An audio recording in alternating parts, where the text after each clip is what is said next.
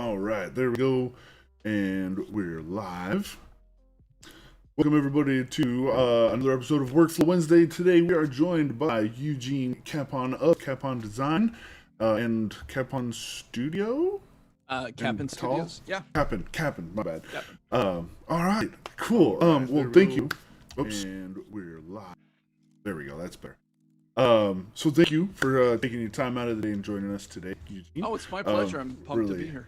Yeah, we were talking a little bit before, and that's kind of why we're a minute or two late, because we got really excited to We got into like family histories and the fact that Houston and I might be related. Now I'm actually really curious about that. But yeah, so again, thank you. Super glad to have you on.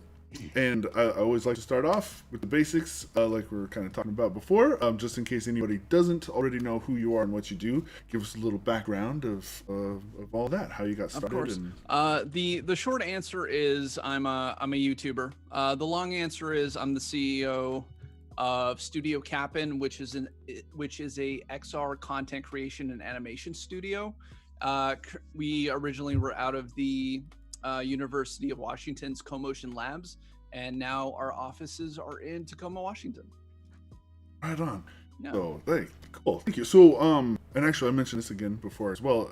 You said XR, and so I know VR, AR. What is XR? So XR is the over-encompassing term for MR, VR, AR. Basically anything within that realm that doesn't count as meat space, which is what you and I are in right now. Okay. Oh, all right. So they just kind of take a little step further. Yeah. It's like if you want to like throw them all in, because if you get into a lot of acronyms, it becomes very confusing very fast. If you just say XR, it's everything. Okay. So and a lot of these tools are, very much related to each other. I mean, like you might be able to take something that works very well in VR, have it transfer into like AR. The glasses are run on a lot of the same technology, a lot of the same, systems for content creation and whatnot. Sure. And actually, AR I think is going to be big. It's one of the technologies I'm most excited for in the near future.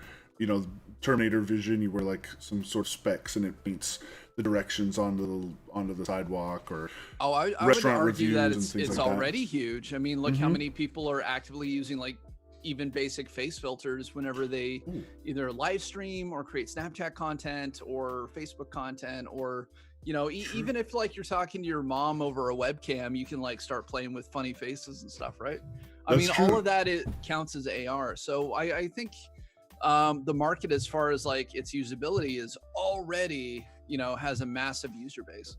Yeah, for sure. It's weird because like I had really realized it, but since you mentioned it, like Snapchat filters and things like that, Adobe just put out their Photoshop camera. It's an app on your phone, and in real time it can like cut out the sky and put in a different. It's like a space scene, or it figures out it's like volumetric, like spatial distancing, and then cuts it out. It's really neat. This is you hold your phone up, it says find the sky, and then it'll cut out the trees and everything, and then replace the sky with some other scene in the background. So like that kind of thing. I bet meme lords absolutely love that feature. No doubt, actually, yeah, for sure. It's just doing this, and it's a bunch of doges all over the place. Right? Oh man, or coffin dancers or whatever. That'd be clever. Oh, it's really kind of amazing stuff what they're doing with just a cell phone these days. I'm waiting for like other pieces of like AR to actually take hold, where it's not just like the visual stuff. But it's also like, maybe you put a little microchip inside of your mouth, and it makes everything you eat taste like ice cream. Oh, that'd be cool. Yeah. Like most people don't realize like augmented reality isn't just visual stuff. It's also it's any of your senses. That's an interesting angle of it too. I hadn't thought about that, because I suppose it would be any sort of aspect of reality that gets augmented that way. Huh. Man, that is cool. You're blowing my mind here, giving me just different ways of thinking about things that I kind of didn't just never really realize already, and we're not even 10 minutes into this. That's Well, really cool. that's okay. I mean the visual stuff is what most people get as like their very first experience into this whole realm. Right. And so when that's your entire frame of reference, it's very easy to just kind of assume that, that's all it is. But, AR is actually so much more. I mean, you can get to the point where it maybe you lose like nerve endings, in your body, and you can't feel things. And maybe you get some sort of wearable device or a neural link that basically makes it so you have simulated touch. Or, there's a lot of things in like even like the medical field where this technology would be incredibly beneficial.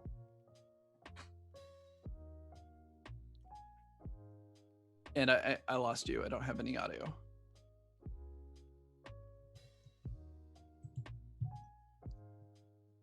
Did your audio go dead? Something unplug.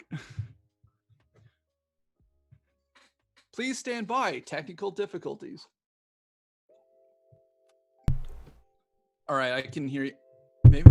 There we go. I think we're back. There we Hello? go. Toast? All right, you're back. Toast? Wow. I suppose when you deal with technology, you'll have technical difficulties. So apologize absolutely. for everything works great up until you go live. So on my my OBS live streams, I actually have a technical difficulty animation that I put up just when I gotta go do things. I will need to add that to my scenes for sure. I also made like a water break one where Okay. it's just like water break, and it's like somebody just punching water for a straight minute. Nice. Yeah. Yeah, that's important. Hydration. I don't drink enough water at all. Yeah. So, but that's very interesting kind of a take where there's just more to it than the visual aspect. They are working on prosthetics where it'll bypass that sort of nerve damage and send tactile information, so like they can feel that they're grabbing a ball or whatever through these, I suppose, just fake, prosthetic hands and things like that. And you don't really realize that all kind of does come under that augmented reality umbrella. It's really interesting.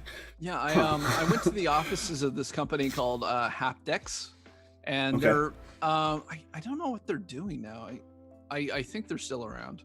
But anyway, they were working on this glove that basically has all these little like pressure points. Mhm. And they had this Unity experience where you would put your hand in this glove and then you would pick up objects on the table and you could like feel them. And they had like a little horse that would dance on your hand and you could like feel all the hooves into your hand. Oh. Or they had like a stick of dynamite that you could hold and blow up in your hand and it would like all the center points would really quickly just expand across everything. That's so like virtual items you could feel with the glove. Yeah, that's the whole that's the dream, right? I mean, like for anybody who watched Ready Player One, you put on the big haptic suit and you can feel all the touch and bullet holes and feathers or whatever else is rubbing against you and your body. Yeah. Oh man, that's kind of gives you a little bit of goosebumps, just kind of thinking of what might be possible one day. Oh, I'm excited for it. I'm looking forward to it. Yeah. Oh yeah, it's gonna be very cool. Yeah. Wow. Just once you start going down those thought path, it's so big, kind of incredible. I mean that should make for a great podcast, right? Right? Or yeah. video show like this. For sure. Oh, that'd be fun because then we could actually like shake hands and kind of have a good. Yeah. We could like digitally high five and actually feel it across the internet. That'd be neat. Right. Yeah. Wow. Man, you've already given me quite a lot to think about. This is going to be very cool. I like how we're only 12 minutes in. Yeah, I know, and I love that. Excuse me. So I noticed on your website, one of the I think it was one of the first things, was a 360 film, that you self-produced and animated. I'm quoting from the website. Yeah. So we have a YouTube channel where we produce 360 animated shorts. We've had a couple of viral successes. Our biggest one having 8.8 million views on it. Whoa. Yeah, so we'll take retro video games and we'll recreate them inside of C4D and After Effects. Okay. And then we'll, output these, 360 videos and put them out in the world. Yeah. But the way I got into it was there was this event called Seattle Fashion Week. And VR, I had just entered VR. It was like I'm in like maybe year 2 of like the whole VR industry. The headsets just came out, and they were like, "Hey, we want VR stuff in our show." And I was like, "How long till the show?" They're like, 30 days. So you have 28 days to like get something together if you want to have it presented. Man. And I'm like, that's cutting it close. Yeah. So I worked day and night to get my very first 360 animated experience ready and done and presentable. I had this fantastic composer who's now a motion designer named Adrian Ladelia, who did the music. And I remember going, "Hey man, I want basically like the Halo soundtrack." Sure. And he's like, "Okay." And like an hour later, he sends me back this 2-minute clip, and it is so utterly beautiful. I'm like crying hearing it for the first time. I'm like, "How did you nail this?" He goes, "Yeah, easy. You said Halo. That's what I do. What you wanted." Yeah. Yeah. Oh, wow. So it was called Journey VR. We showed it at Seattle Fashion Week. Okay. And then when it was at Seattle Fashion Week, somebody from SIFF, the Seattle International Film Festival, saw it. And they're like, "Hey, this year we're doing like a real entry level event at SIFF just for 360 video content and VR experiences. And we would love to have this. We'd love to have you submit this." Okay. And so I did. And it became an official selection at SIFF. And then somebody at Steam saw it. Steam? Yeah, at Steam. And like Valve. And they're like, "Hey, we're starting a 360 rental service on Steam. So you can rent 360 videos on Steam and view them inside your VR headset. We think this would be perfect. Will you submit it? And we'll give you a free credit. Normally you have to spend like $100 to get something on Steam, and they waived the fee for me. Yeah. And I submitted it, and it was the #1 360 video for the first 30 days it was up. That's awesome. Right? Wow. Yeah. And then we put it on YouTube, and it only has like now 25,000 views. I'm like, all right. Huh. Wow. So I'm curious. I've never come across a 360 video on YouTube, and I'm curious. So I imagine it's kind of a VR like headset only kind of a thing. Like it'd be really weird to watch it on a monitor, right? I don't think it is. So you can actually watch it on your cell phone, and you can like look around because it has a gyroscope in it, right? Oh wow. Or you can view it on a desktop and just like use the mouse to look around. Oh, okay. Oh man, I'm gonna have to check that out. That's super cool. Okay, so I'm curious how that works. So because I have a neat little 360 camera, but I imagine it's a little bit, what you did there was a little bit more complicated. Yeah. All the stuff we do is actually animated. So there is no live footage in any of the 360 video projects that we have currently up on our YouTube channel. Yeah, we've done about 7 projects. The first one was Journey, and then I did a music video called Proximate B with an EDM artist from Tokyo named Alzeal. Oh, cool. We did the Super Mario video. We have a Space Invaders one. And then this week, actually Monday, we put up our Sonic the Hedgehog 360 video experience. Okay. So it's very new, and it takes about a month to hit like critical mass before it starts taking off on YouTube. Right. These things. Wow. So I have a good feeling like it's going to start taking off in like the next 30 days.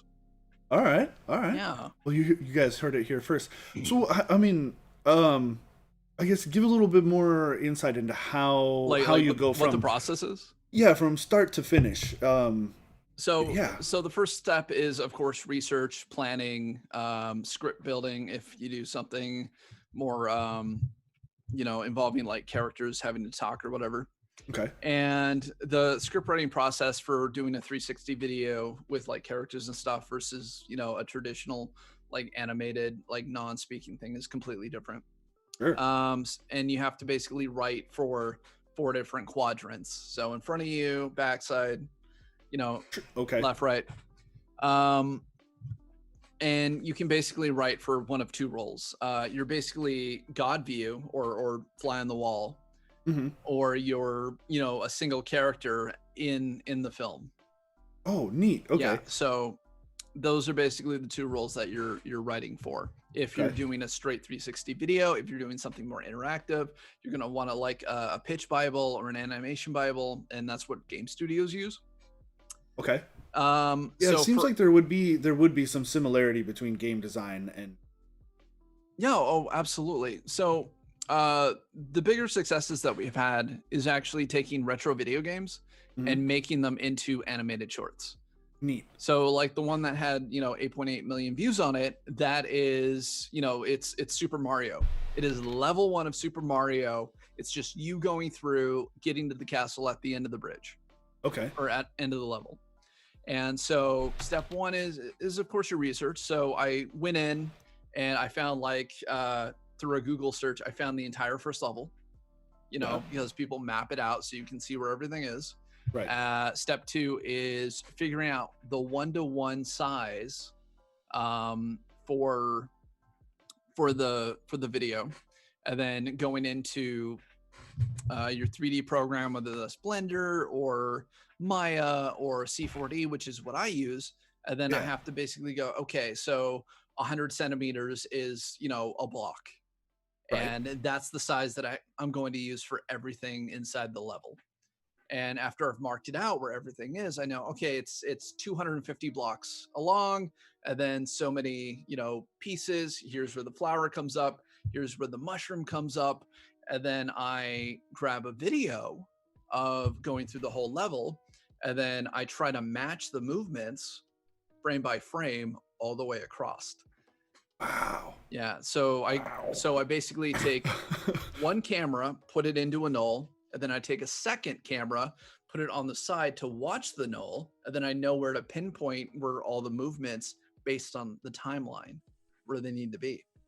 Jeez. Yeah, when it's a very long process. Yeah. Mario took us it took me 11 weeks to make. Wow. And it's only a minute and a half long. Yeah, I'm kind of looking at it right now. Animation takes forever to do.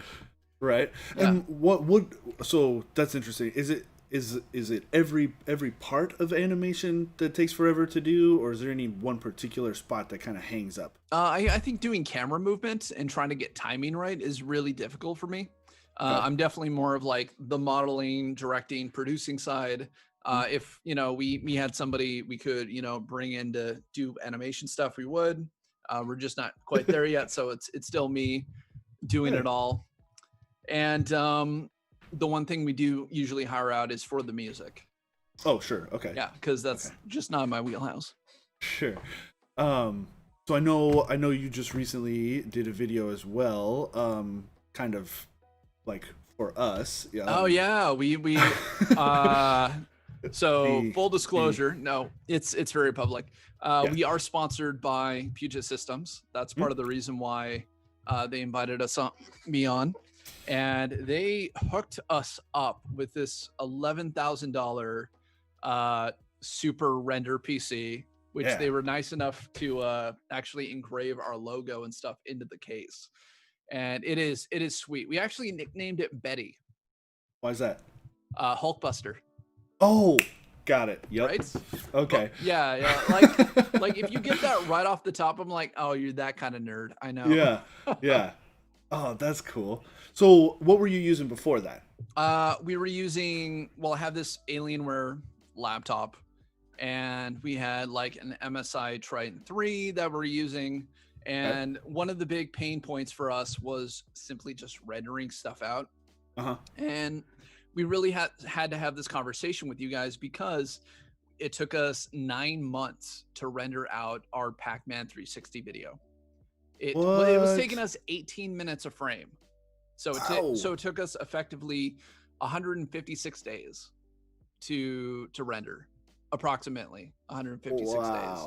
But we then did like a test render on the Puget systems PC, it took 37 seconds. Wow. It would have taken us 4 to 5 days to render out that same video on this machine versus like the 9 months it took us to, and of course 9 months. I mean, that's us rendering when we're not using the PC for like work and stuff. Right. Like it's like, okay, you know, I'm asleep. That's 8 hours of render. Let's get it done. Wow. Yeah. So you guys really helped us out. I know it took us a little while to start pumping out the content based or around the PC. So, you know, we got that review video. For anybody interested in a PC, I'm very biased at this point, FYI, just because I do love it so much and it's been such a big help. Yeah. And then we rendered out the Sonic the Hedgehog video on the first loaner PC you guys got us before we got this one. Okay. And now we're just starting to work on our next one. Wow. So having this kind of more powerful tool, has that changed how you approach I suppose like this new project and projects going into the future? Like, has there, I suppose a better way of phrasing that is like, has there been things in the past where you're like, man, we just can't do that, it would take too long, or it's just too big, that now you're like, hey. Based on the fact that, you know, we allowed ourselves to take 9 months to render out Pac-Man, I don't think it you know, it's something would be like, that's going to take too long, because, you know, eventually it'll get done, right? But our biggest pain point has been rendering. Like, I can animate, I can get it, you know, 1-to-1. I can just turn down the settings and I can watch it in real time, just at a lower rate. But rendering has been the biggest hurdle that we've had to come up against in this industry, and trying to get content out fast enough. And for anybody who is basically a YouTuber, they tell you to put out 1 video a week. At least, for sure. Or at least 1 video a week. Well, here's the thing. As an animator, as somebody who makes animated shorts, you don't have that luxury. So being able to like pump out as much content as you can, as fast as you can, it's still going to take like months to do, right? So that's where we are. And being able to go down from 9 months of render time to like a week, I mean, that's an incredible time saver. Yeah. And so, you know, we're so freaking grateful for the sponsorship. Cool. I'm excited to see how it all works out. This is I love hearing the stories of time saved and being able to just kind of get more done. Look, my eye might not work right now, but that Puget Systems PC sure does. Thank you. Oh, cool. We have some cool some questions from YouTube. Sure. Royston Cinemo, he asks, there's two questions, smush them together. Can you explain the process of 360 camera in C4D? And also, is there any plugin, or did you export multiple angles and stitch them in AE? Okay, so when you do straight out of C4D, you can actually take your regular camera, and there's a little button that turns it into a spherical camera. Oh. And then you just make sure that your settings are appropriate for a ecto-rectangular map, which is 4320, I think. I gotta look it up. But you can basically do a Google search going, hey, what's the 4K resolution for an ecto-rectangular map? And you look it up, and then you export as a PNG sequence. Okay. And then you drop all of those frames into Premiere. And you do a PNG sequence because if your computer crashes trying to render it, you don't lose all your work. Oh. Yeah. Clever. Okay. Yeah. I mean, you're effectively rendering out frames anyway. It's just by making it separate, it doesn't like drop and you lose all your work or it becomes unusable. And then you can look for little inconsistencies within it while it's rendering out frames down the road. And then if you have to change like 1 or 2 things, you can actually figure out where those changes happen and then just replace those frames. Oh, that's nice. Instead of having to kind of redo the whole thing from the beginning. Wow. That's pretty cool. Okay. And then when you're talking about After Effects, The best way to do it is I do 3D stuff inside of After Effects, Hmm. and I use a plugin called Element 3D to be Okay. able to do it. Okay. Now, there's a company called Metal who actually sold their 360 video conversion software to Adobe a couple of years ago. And that's actually the VR system that they have inside of After Effects. Oh. And so basically, what you do is you create a 1-to-1 scale composition. I do Mhm. 1080p by 1080p. Okay. You drop in a layer, you drop element into it, and then you do all your setup work by bringing in your models or your, your textures or whatever you need inside of your 3D scene. And then you go and you basically hit your VR settings, change to composition or change to master, and then it converts it over to an ecto-rectangular map. And basically what it does is it sets up 6 different cameras as a cube map, and then it takes that cube map and converts it over to an ecto-rectangular map. Wow. I didn't quite understand all of that stuff, but I'm sure I'm sure I'm sure those who have their fingers more deeply into this scene are going to be like, I think yeah, this is that makes I all think kinds this of is sense. definitely like a visual process. Sure. Something you have to see. Okay. And I have some older videos on our YouTube channel that actually explains this process. Oh, cool. Okay. It's extremely outdated, and the process has actually changed. Mhm. But it's based on the original Metal software before Adobe bought the plugin. Okay. Okay. So has that? I suppose with that explanation, things haven't changed too much compared to the videos you're talking. No, I just think it's more succinct in Okay. terms of things less likely to crash because now it's part of the actual system Right. Okay. versus a plugin. Cool. Well, I hope Royston says thanks. He says PNG is my go-to every time. Mine is a potato PC. So, but I suppose early on, like I think it kind of mentioned on your site that you're somewhat self-taught in a way. So like I entered this field when there wasn't anything available to like teach you how to do it. Sure. And so I had to kind of piece everything together.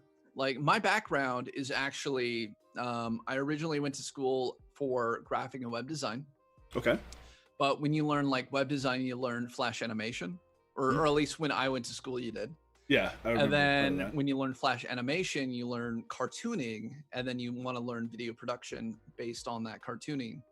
Okay. And when I was at my very first internship, a friend of mine named Joseph Cliff, who fantastic comedy writer, by the way, he actually wrote like a Looney Tunes episode, and he wrote like the Shrek webisodes and Lego Ninjago, and we've been friends since like community college. We actually were from the same town, same reservation. And he wrote this movie called Just Never Reloads, and he hit me up. He's like, hey, man, I need VFX stuff for this film I'm doing. Can I get you to help? And I was like, sure, let me learn After Effects in 2 weeks. And I did. I self-taught myself After Effects by following like Andrew Kramer tutorials. Yep. And, just anything else I could find on YouTube. And I did this stuff. And it was a lot of fun. So that basically put me on this like weird pathway of just self-learning software that I didn't know before. And then After Effects actually became my entry-level tool into the VR industry when Metal produced that VR plugin. Okay. And that was actually the pipeline I used for my first. Now I lost you. 360 video film. Go back just a little bit. Your first three, and then it kind of froze again. We're experiencing technical difficulties all around. Okay, so that After Effects pipeline that I started out with on that film, I actually continued on that process of just trying to master After Effects, and that was the tool that I used for my first 360 video piece, Journey VR. Okay. Because Metal created that plugin. I was like, oh, hey, I can do 360 video with 3D models in After Effects. That's the game changer. That's how so I'm going to cool. do this. Right And on. so I did that for Journey VR, and that was actually the same method or tool set that I used for Mario. Okay. That's neat. Do you run into any issue? Mario, Sonic, things like that. Does Nintendo or Sega? Do you have to ask permission for that sort of thing? We don't ask for permission, but we do not monetize those videos. Okay. So we don't monetize them, and they still perform very well. Mm-hmm. And basically, what we're doing right now is we're just trying to get that first 100,000 subscribers. Okay. So we can be like, now we have an audience. Now we can go work with bigger companies to build original 360 video content in which we can then monetize. So, this might be what benefit, I suppose? What makes a 360 video experience better than 2D? So if you do it with a VR headset on, you get more of the world that you're in. Okay. Right? So there's this, you want to hear some science? Yes. Okay. So I love the science. So your memory retention inside of virtual reality, even a 360 video, is better than in the real life. Wow. And the reason behind that is part of your brain, can't remember if it's the left or the right. I think it's the right side. You have this section called the hippocampus. Okay. And that section of your brain is responsible for taking your short-term memory and converting it into long-term memory. Right. Okay. And inside of that section of your brain, you have what are called GPS cells. Oh. And that's your evolutionary response of being able to find your way back to your home or your tribe or your cave, so to speak. And so when you get in your car, they fire off. When you get to the edge of the street, they fire off. When you get to the the highway, they fire off. When you get to work, they fire off. And so you can find your way back home at the end of the day. Well, some scientists did this crazy experiment with rats or mice, and they put them in identical mazes, except for one was in VR or with little screens and stuff. And what they found out is when you're in VR, because you're not in the real world, and you're not evolutionarily trained for it, those GPS cells fire off frequently and randomly than normally, because your mind is kind of trying to map out this digital environment. Okay. So if you're trying to learn a new language, do it in 360 video. Interesting. Yeah. Huh. And wow. I wonder if that's because it's I suppose there's a sense of novelty to it. Walking down the street, you're used to seeing that environment, and so maybe your brain's a little lazy about it, but in the 360 it's something kind of new and different. I don't think it is. I think we're prone to notice things in movement a little bit better. Okay. So I used to work at a digital signage company, and that's where I had my first internship, and then I became an art director at the same place a couple months later. And what we found out was when you had digital signs that were animated, people wouldn't always remember what the message was, but they would remember the movement, and they were 30% more likely to buy from something that was animated over something that was static. Wow. So there's a good chance that it's probably along the lines of the same percentage of memory retention with VR as it is with digital signage. Huh. Wow, that's pretty cool. Yeah. I like that. Oh, you're learning something completely different than what I would have expected. Yeah, imagine. So Puget Systems is a manufacturer, and you guys build custom PCs, right? And I'm sure you guys train people to build PCs too, right? Yeah. Oh yeah. Yeah. So if you had a virtual reality experience of being able to like pick up pieces and put them in, Mhm. their learning curve would be so much further. Well, I guess I'm gonna have to talk to John and get a PC building simulator as a part of our training process. Yeah, give me a call. Because that would be pretty cool, actually. Plus, I mean, well, there are other benefits I think in that, because like then you're not running the risk of like breaking expensive parts or Right. I mean, scratching things. Your cost for like testing things out before like frying out, CPUs and RAM and everything else. I mean, you would save money and time so much in the long run. Yeah. Oh, that's an interesting take. I wonder. We'll talk more after the show. We'll have to, we'll kind of investigate that a little bit further. That'd be kind of interesting. Because there is actually a video game called PC Building Simulator that is actually very accurate. They work with a lot of not to way off topic, but they do work with a lot of the hardware manufacturers to recreate like 3D models of parts and things so that they are accurate within the game. It's a interesting. Yeah, but is it Puget Systems branded? No, it's not. But it could be. It could be, because not only, I mean, that could be. Wow, we'll talk about that later. It'd be very fun, and I think it'd be a really interesting little, even if it were just some sort of like goofy little tech demo or something. It'd be fun and interesting. Yeah. Get. So, Jonathan Boring says, "Hey, hi, how you doing?" I wanted to talk about your VR talk show. Yeah. So one of the things that my company, actually, the reason we had to start the company is because we sold a show. Okay. It was called Glitched. It ran for 3 seasons. It started out on Altspace. And Altspace was in the process of creating like 16 shows for their platform. And I just happened to follow the guy who got hired to make those shows happen. And some of the other shows were like Reggie Watts, Justin Roiland, who created the show Rick and Morty, had a show.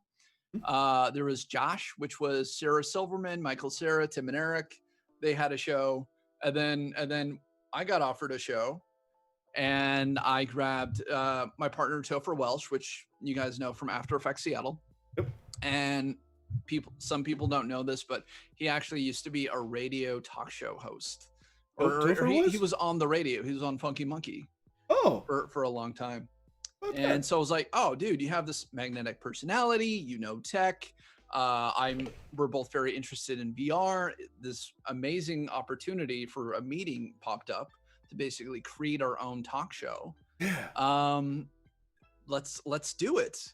And so I called every like big YouTuber I knew to try to get them like, hey man, I heard you have 800,000 subscribers. Want to come on a show? Right. And talk tech with us, and we'll build you models and stuff. Well, anyway, Altspace went under. And a few months later, Microsoft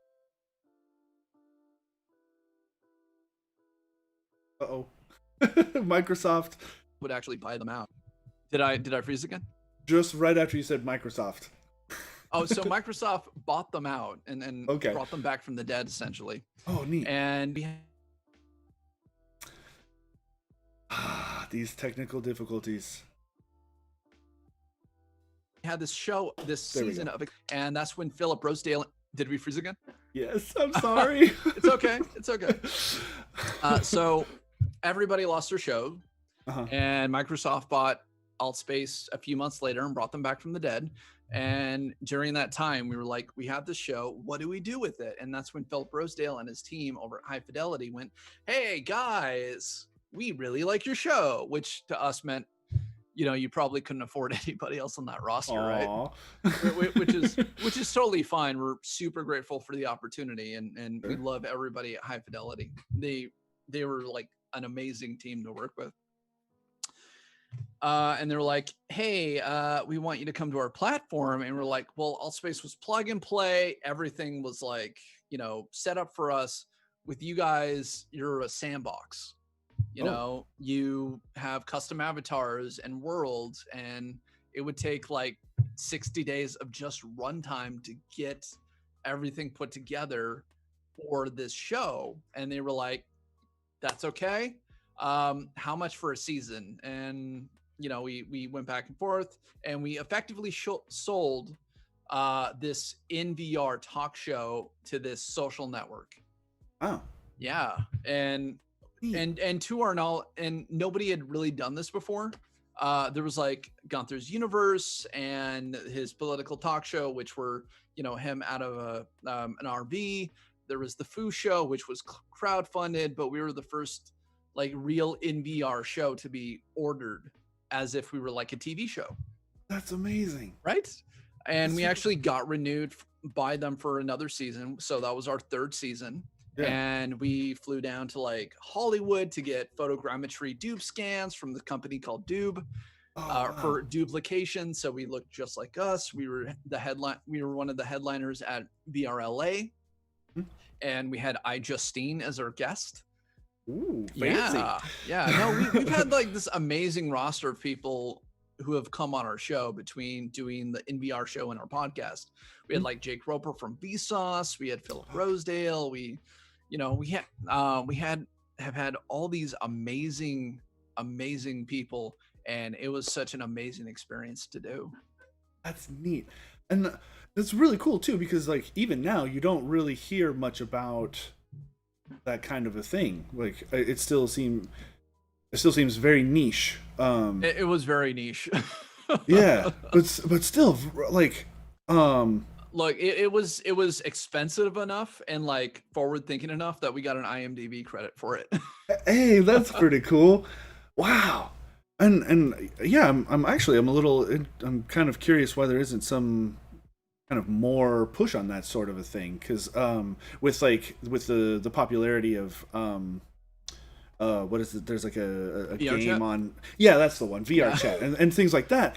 I'm just curious why now I'm like, well, how come we aren't seeing more of that kind of a thing? It seems... I think you are. I think you're just maybe I'm not plugged into the right scene. You're not in the space to look for it, so it's not popping up on your recommended. Sure, that makes sense. Yeah, I don't if have your content was like, I love VR chat, I love Roblox VR, I love Minecraft VR, I mean, that's what YouTube is going to show you, right? That makes sense. Sure, yeah. Huh. Man, there's just so much. Now, the more and more I do this sort of talk show thing, the more and more I realize that I'm only privy to such a tiny little slice of content creation in general. Oh yeah, that's how the world works, right? So much going on that is just, I'm constantly like in a state of mind blown, and like how do I even keep up? Well, that's because social networks are designed to become echo chambers to reflect whatever your personal views and interests are. Sure, that's true. So, I mean, if you only follow certain creators, that's all you're going to see. If you're, only have some, whatever your political affiliation is, that's, usually the sort of content that's going to be presented to you. It's just reinforce your ideas and your worldview.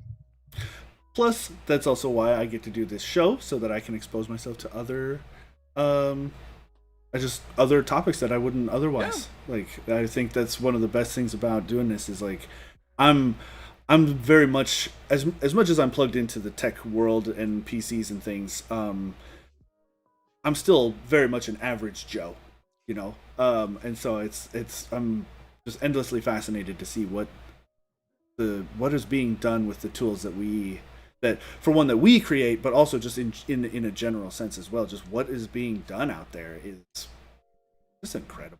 It's constantly, just imagine where we're going to be in like 10 to 15 years from now. Yeah, that's an interesting segue. Where do you think we will be in 5, 10, 15 years? I think with the push for VR adoption and online media, live, doing it through like Zoom or Google Hangout or whatever else, I think our world is going to become a lot more telelocation. Okay.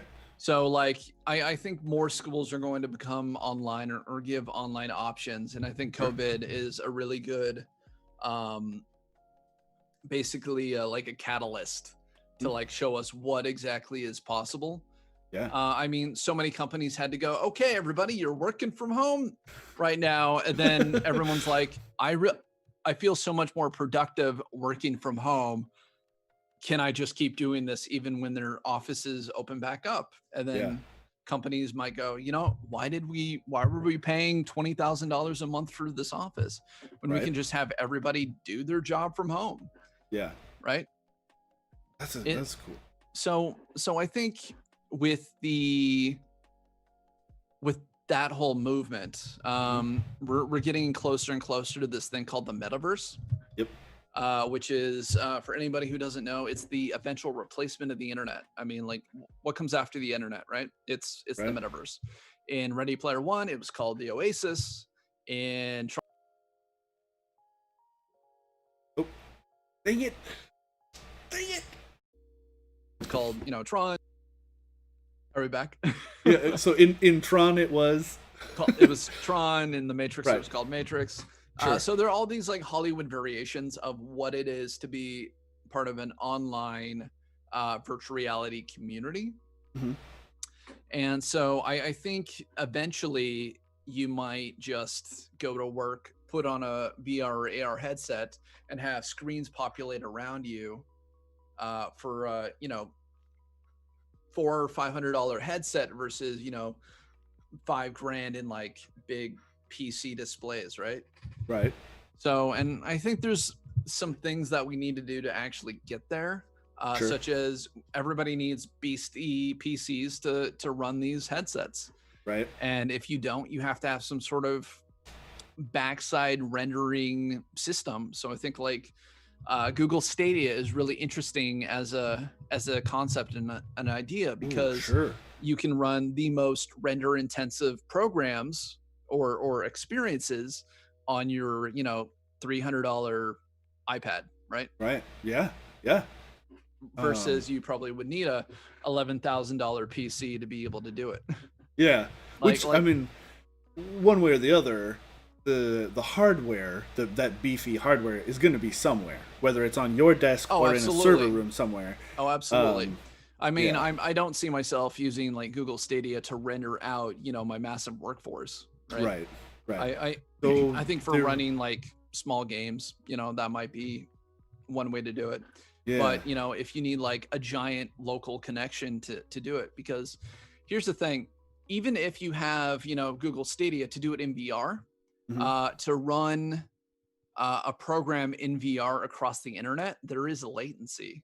Sure. And when there's that sort of latency, it can make you sick. Oh yeah.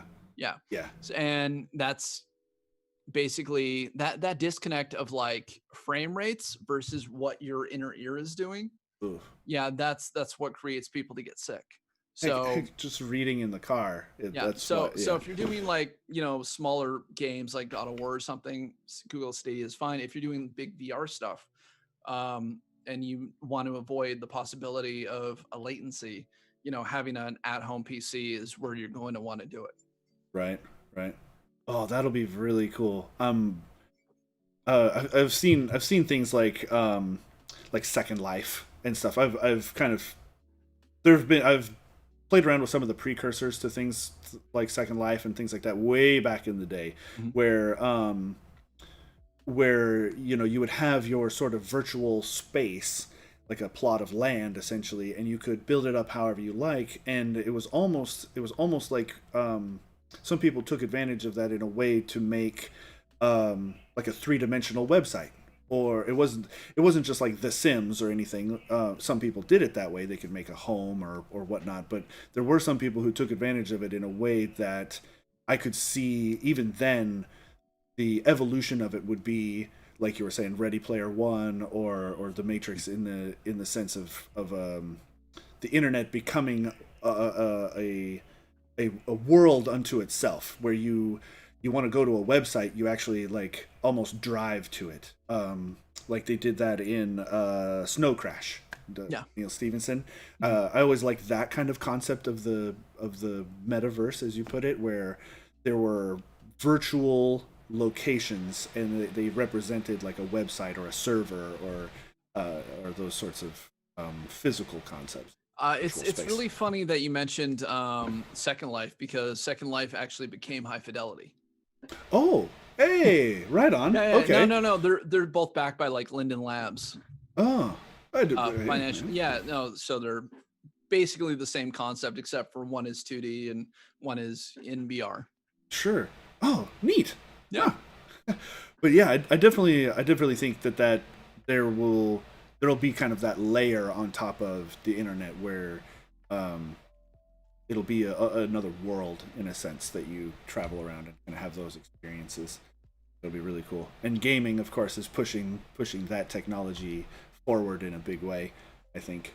Yeah. So as far as like the other things that we kind of need for like the metaverse to actually take hold, one would be interconnectivity. So basically we need fast enough computers to basically get it so you can walk through a door in one program and end up in another program.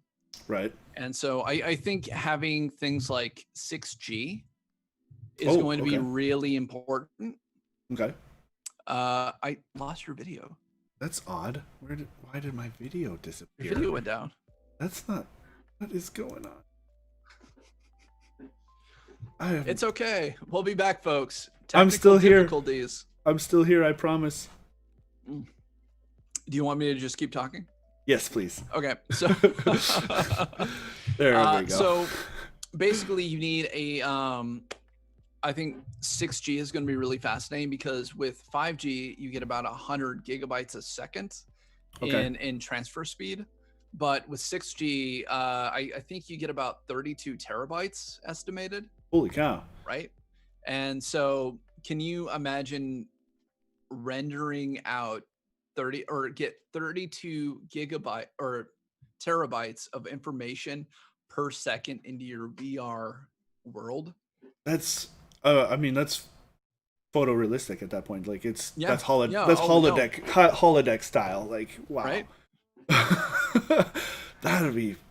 That's incredible. I love it. I think that's going to be VR, actually, since I've now learned this term, XR in the broader sense is going to be really fascinating. I'm really excited to see the improvements and developments in that space from every angle. It's going to be really. I think the last thing from that like roster of things that you need to have the metaverse is self-identity versus on all of your platforms. Oh, sure. So sure. like say like, I went down and I got a duplication scan, and so I have a photogrammetry model of myself. Right.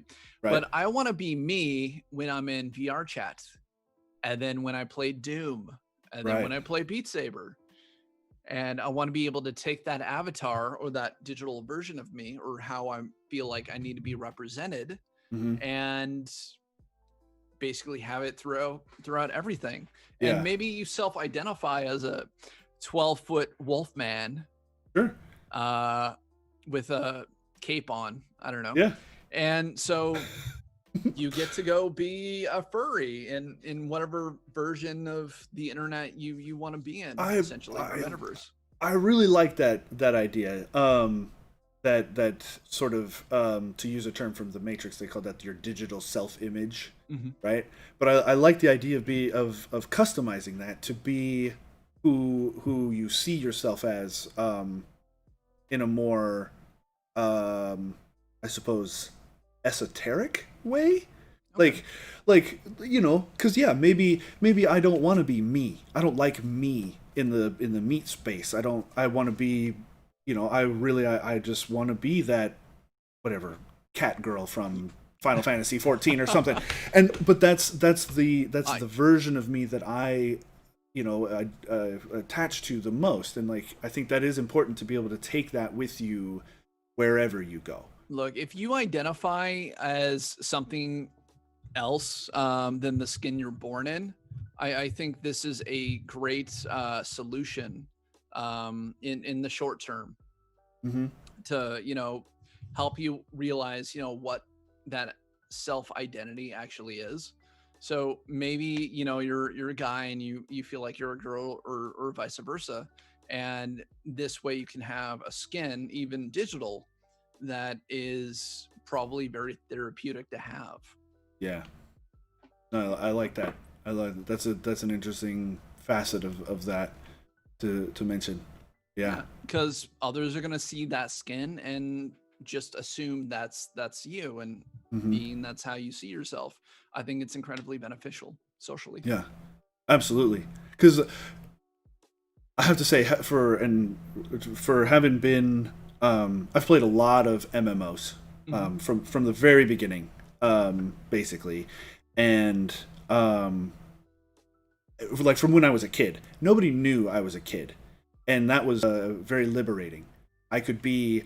I was judged by the what I said and how I conducted myself, not based off of how I looked in the world. Because everybody, you could have like a weird duck head or like, octopus body and all kinds of. It doesn't matter. It didn't matter because people judged you by, just like quite literally more on the content of your character, just how you conducted yourself in these worlds, so much more so than what you looked like. And I think that is a really cool and interesting uh, touch point.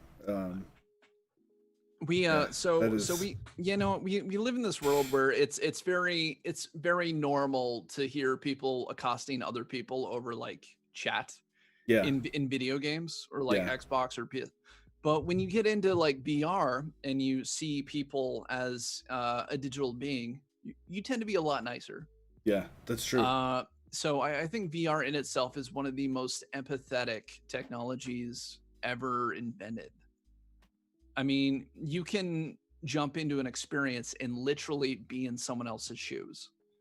When I first started in this industry, I volunteered at an event called SIFX, Okay. and this was the year before I went to SIF.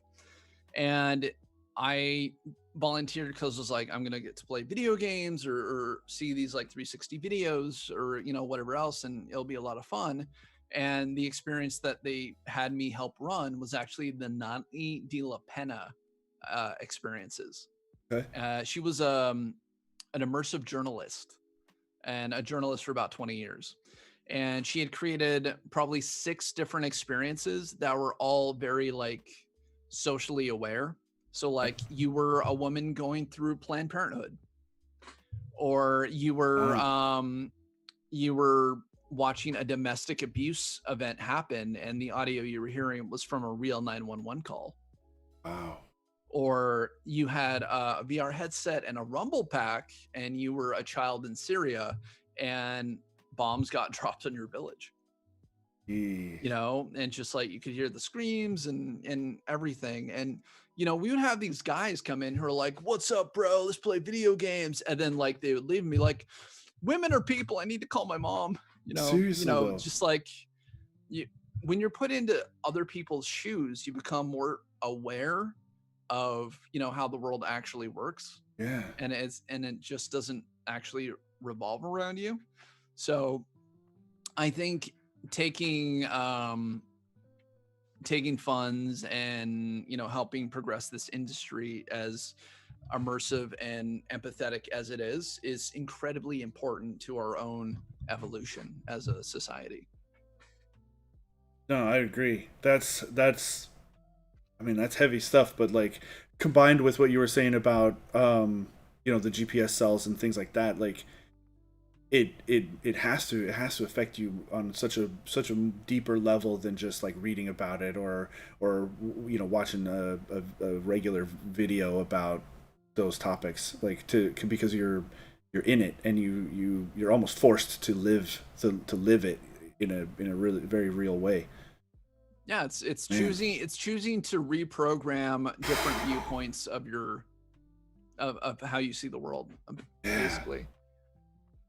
I mean, Wow. we are a reflection of the world that we experience, right? Right. Oh, sure. Yeah. Yeah. So if you take in, Man. just terrible content all the time, you might end up being kind of an a-hole, right? Terrible person. But yeah. But if you take in like very like, loving, socially aware, empathetic experiences, you might be like more empathetic to the people around you. You might be more understanding of what other people are going through. And you might be like, oh yeah, that person's being a jerk, but you know what? Their mom could have died this morning and I would never know. Right. So I'm going to give them the benefit of the doubt. Yeah. I think that level of empathy is missing a lot. Not to go down a more I suppose. yeah. But yeah, wow, dang man, that is, man, that really kind of touched me in a big way. And I hope that there is more of that. I do hope that there's more of that out there that kind of opens people's eyes. Well, we hope to, help push those, boundaries as well. Thanks for the sponsorship.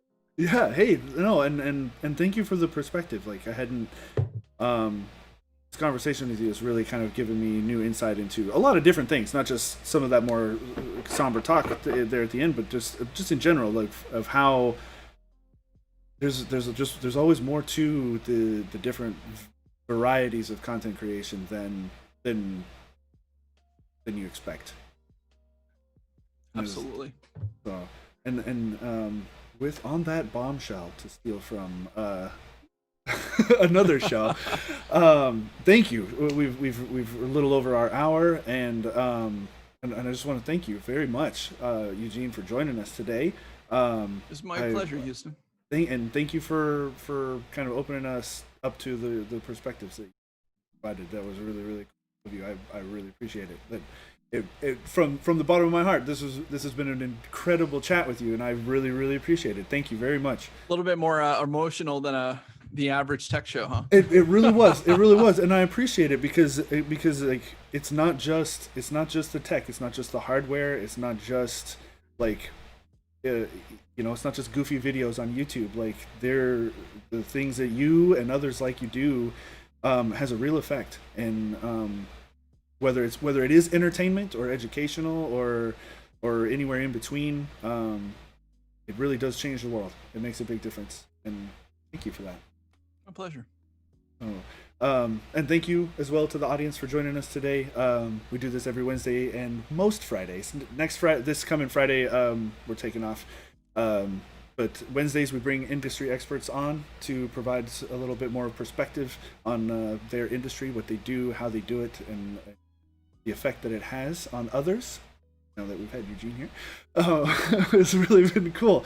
So set your calendar, 1 p.m. Pacific time, Wednesdays and Fridays. And again, thank you, Eugene, for joining us. Anytime. We'll see you guys next time. I'll see you guys next time. Bye.